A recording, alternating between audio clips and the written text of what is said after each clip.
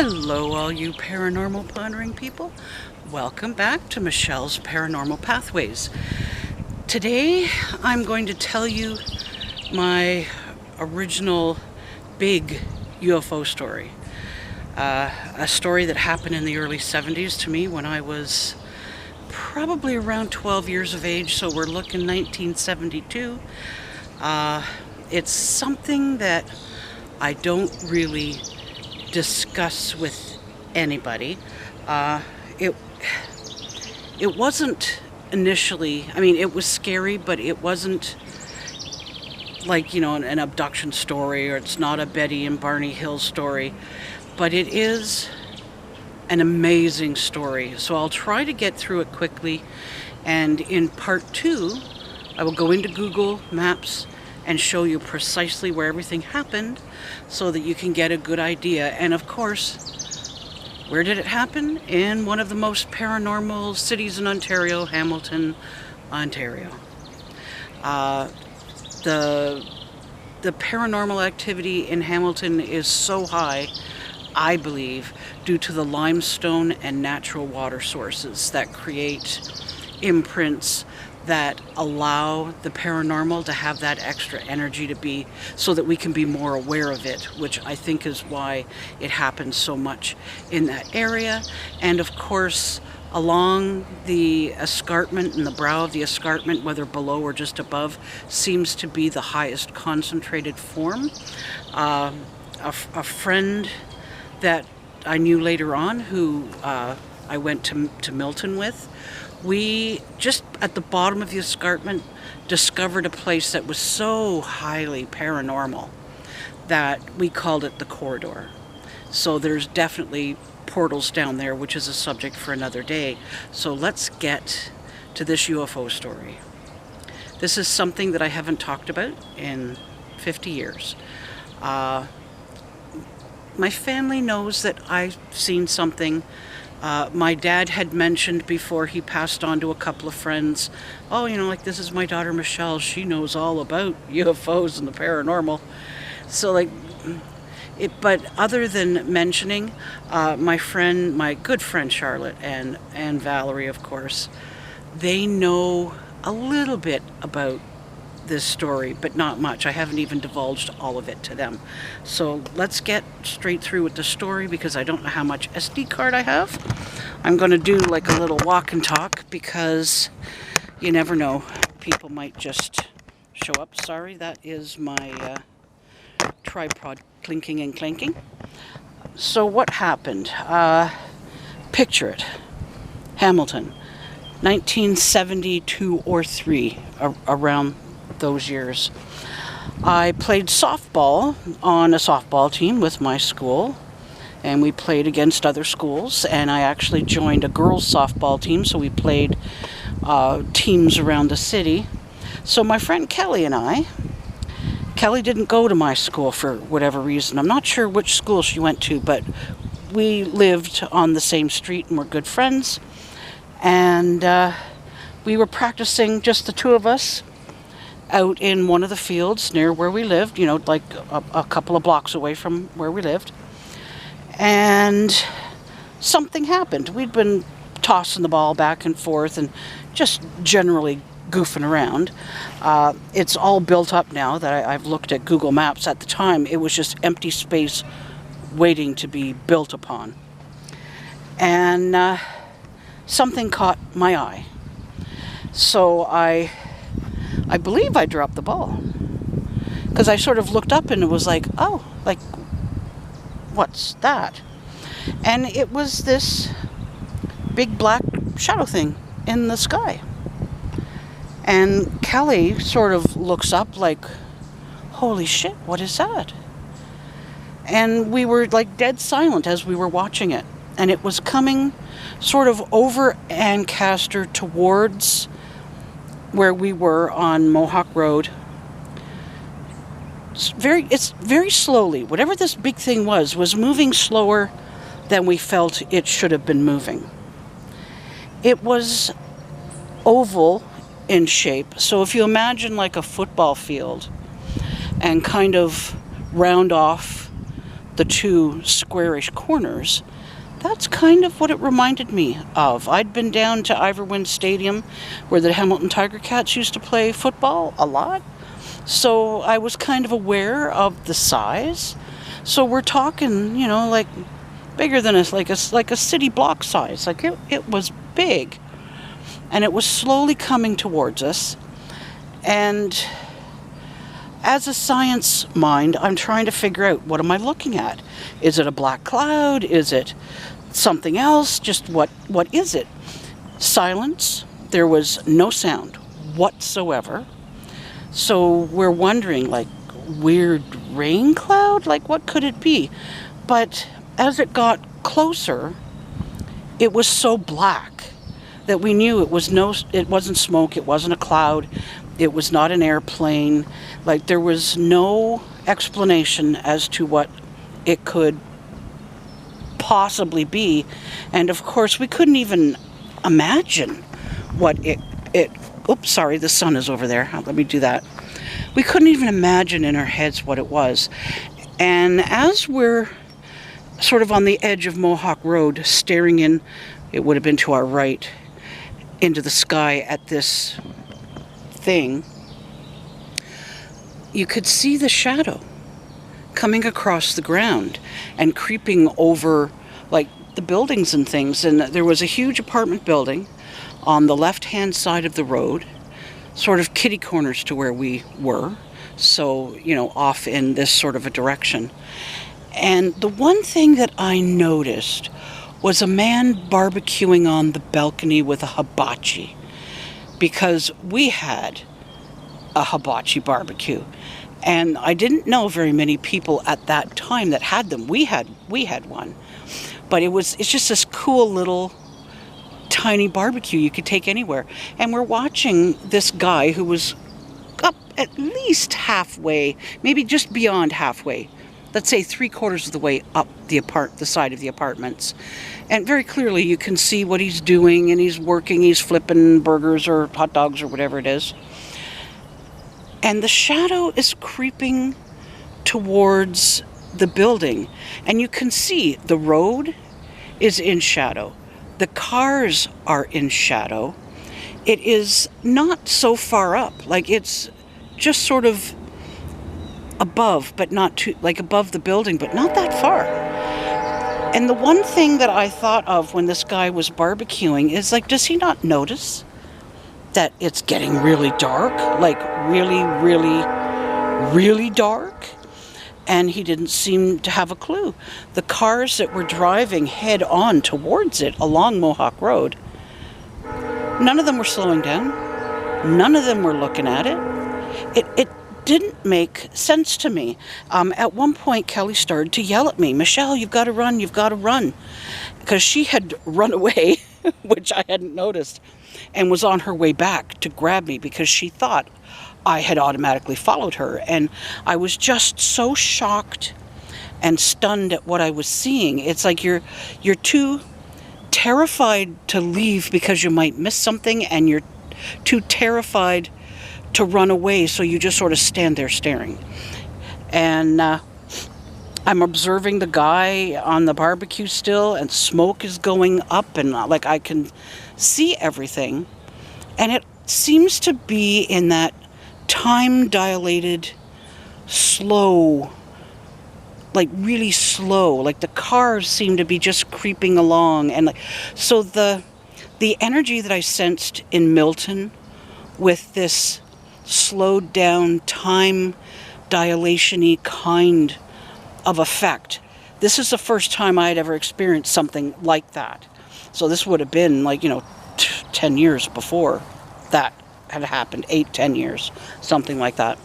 So as this is happening, and I'm taking note in my head, the cars aren't reacting, the guy on the balcony isn't reacting, there are people walking along the sidewalks, nobody is reacting. Only myself and Kelly seem to have any, idea that there's something weird going on. So as this is happening, I look up, and like I say, it's as black can be. I notice sort of down below, because most of this, at most of this point, it looked kind of two-dimensional, like someone had just taken a Sharpie and colored it in. All of a sudden I notice down below, and I'll try and do it this way, so you've got the bottom, and I noticed sort of just a little bit of a dip at the bottom underneath where it looked like a big window. And I saw 3 little beings, and they could have been huge for all I know, because, like, you know, they were up fairly high, so I couldn't really judge, you know, were they 3 feet or were they 6 feet. It was just these faces, and I could see up to about here. So these bodies were looking down, and yes, they looked very similar to a typical gray type of being, except they weren't gray. They were a pinky sort of a color, like they not human colored, so they were darker than we were, possibly like a pinky blue color, but looked very much like a typical gray would look. And when I saw that, I was just like, wow. Like, I didn't know what to think. Like, my brain was trying to register. And I heard very clearly in my head as if they were standing beside me, I think she can see us. And my smart-ass little mouth in my head, I'm like, well, I spoke out loud. I says, of course I can see you. You're bigger than a city block, you bunch of morons. And they sort of, you could see their heads turning back and forth, talking to one another. And then it just stopped moving, stopped advancing, and went poof, straight up.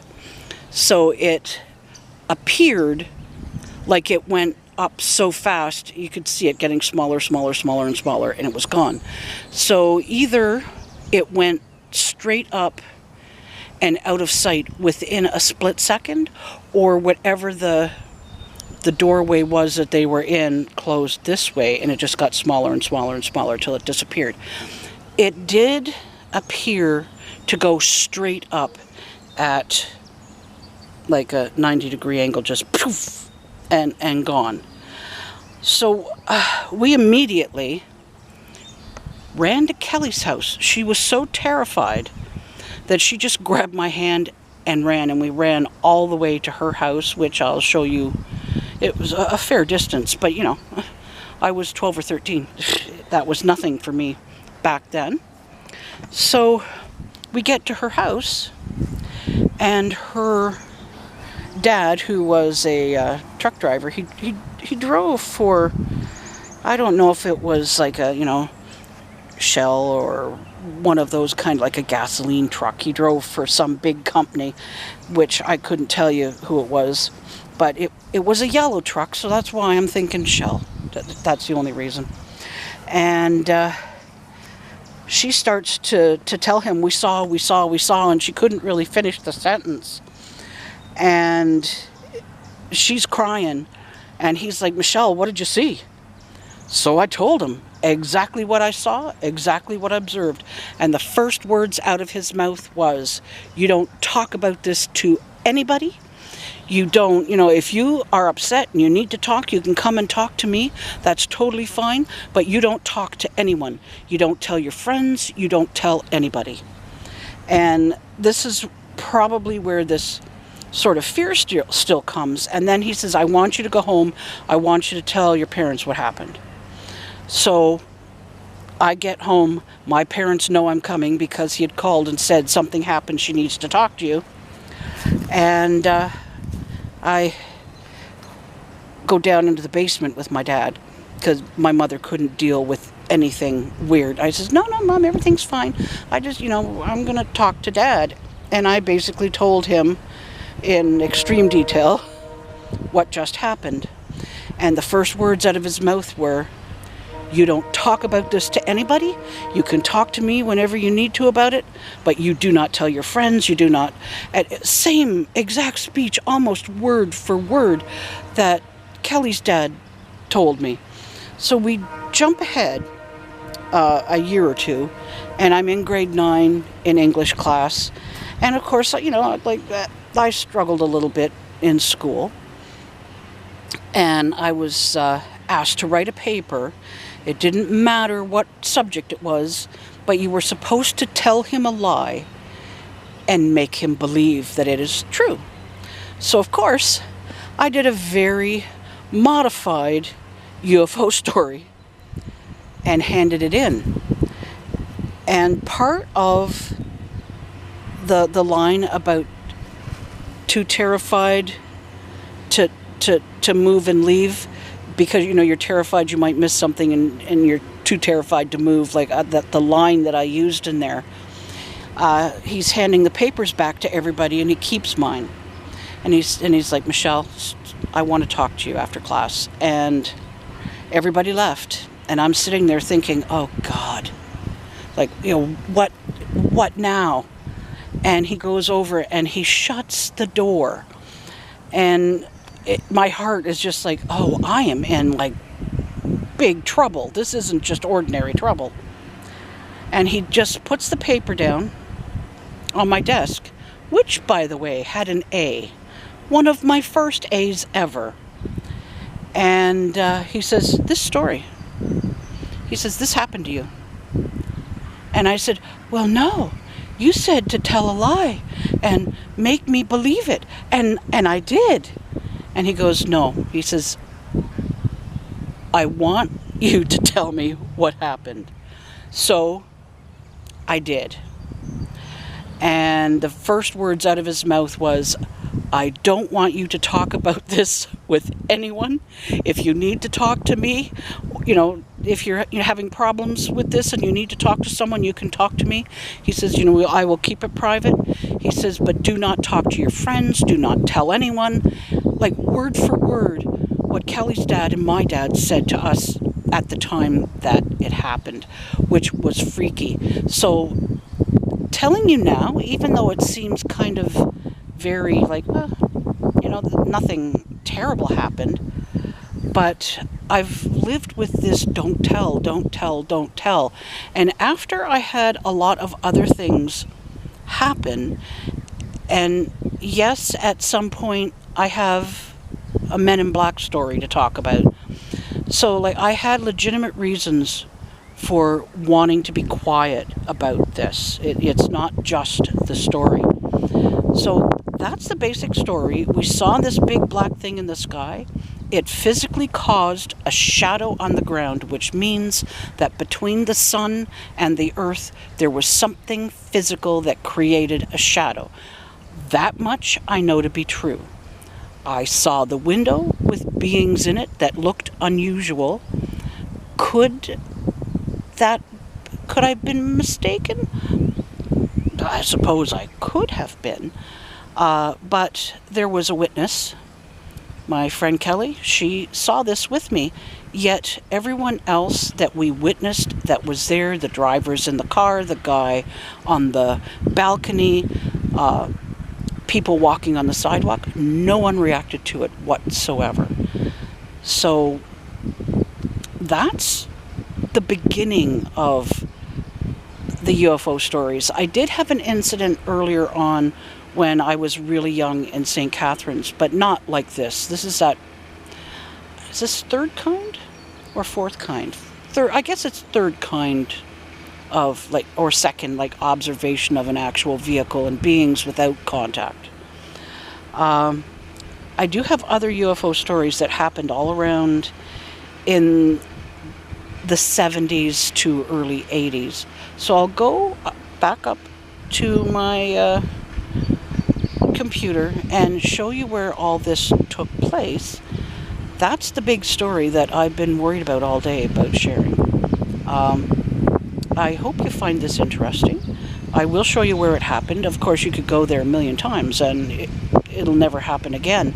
But it does leave some theories open about what could possibly be happening at Skinwalker Ranch. I know that there's an area that they call the Triangle area, that they believe there's something in the sky, whether it's a portal or a ship or something that is not detected normally with your eyes, but they've had some really weird anomalies with, they're not flares, what is a GPS, is that what they call it? Things that they've dropped out of helicopters to try and measure what's going on, and they were blown way off course, almost like they bounced off of something, which it could correlate to that. I'm still very suspicious of some of the Skinwalker Ranch stuff, but I know from reading things about it in the 70s that there have been things that have happened there long before these guys ever got a hold of it. So, very interesting. Let's take a little walk up the hill, and I'll get back to you on the computer in just a few minutes. Thanks for sticking around. I really appreciate it. And if you like the story, please give it a little like. That lets me know that this is a subject that you're interested in. And I'll see you in just a few minutes.